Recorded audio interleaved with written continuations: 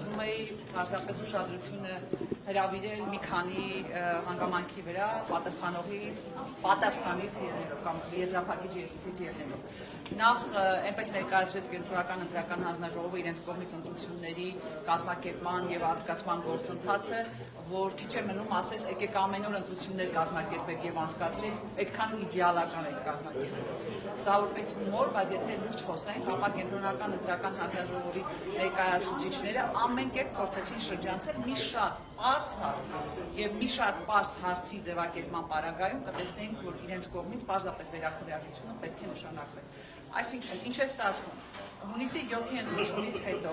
տվյալները սխալ ութքագրելու արդյունքում նախնական արդյունքների ամփոփման ժամանակ Բարգավաճ Հայաստան կուսակցությունը հայտարարում է, որ չի հաղթահարել 4% շեմը։ Մինչդեռ 4% շեմ չհաղթահարելը պարզապես իրենց կողմից սխալ թվերը ներմուծելու հետևանք է։ Հիմա եթե նախնական արդյունքների արդյունագրության մեջ ֆիքսվեր, որ Բարգավաճ Հայաստան կուսակցությունը հաղթահարել է 4% շեմը,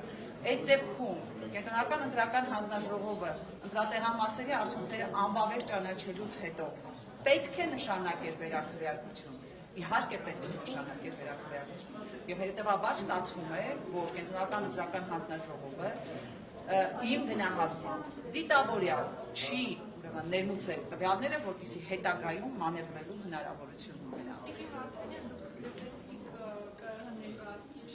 Տեղադրում են դիմողներին, հեղինակազորվում են կառուցած դիմողների, ոլորտների հիմանվրա, ըստ էության նշելով, որ այդ խախտումները զանգվածային բնույթ այդքան էլ չեն կրում, ինչպես որ ներկայացնում են։ Նախ սկսենք նրանից, որ զանգվածային բնույթ չկրելու մասին հիմնավորումները դա պարզապես իրենց ենթադրություններն են եւ հակառակը այս ողջ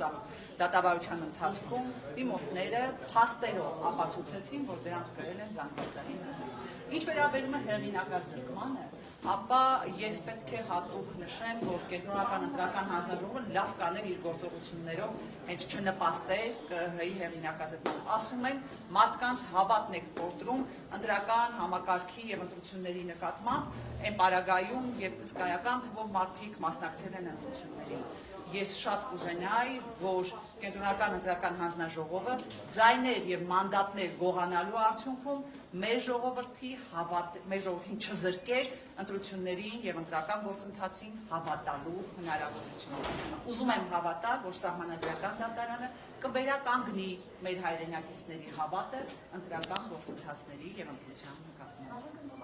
Նաև ասում էր, որ ոնց հաշվարկ անենք, մեկ է ԲՀԿ-ն այդ անցողիկ շեմը չէր հաղթահարել, բայց 58,000 ձայները ամբողջ խնդիրը կայանում է նրանում, որ հենց սկզբնական փուլում, եթե տվյալները ճիշտ մուտքագրվեին, Բարգավաճ Հայաստան կուսակցությունը նախնական արդյունքներով հատում էր 4% շեմը։ Եվ այս պարագայում իրենք 101 հոդվածի պահանջները շրջանցելու հնարավորություն չէին ունենալու։ Հիմա Վագն Հովակիմյանը շատ բան է ասում։ Թվերը բոլորովին այլ բաների մասին են խոսում։ Եվ արդյունքում, եթե ճիշտ բաշխվի մանդատները, ապա մենք կտեսնենք, որ արդյունքները ավելի մոտ կլինեն ժողովրդի կողմից եղած քվեարկության արդյունքներին, քան Կենտրոնական ընտրական հանձնաժողովի որոշման արդյունքում բաշխվող մանդատների։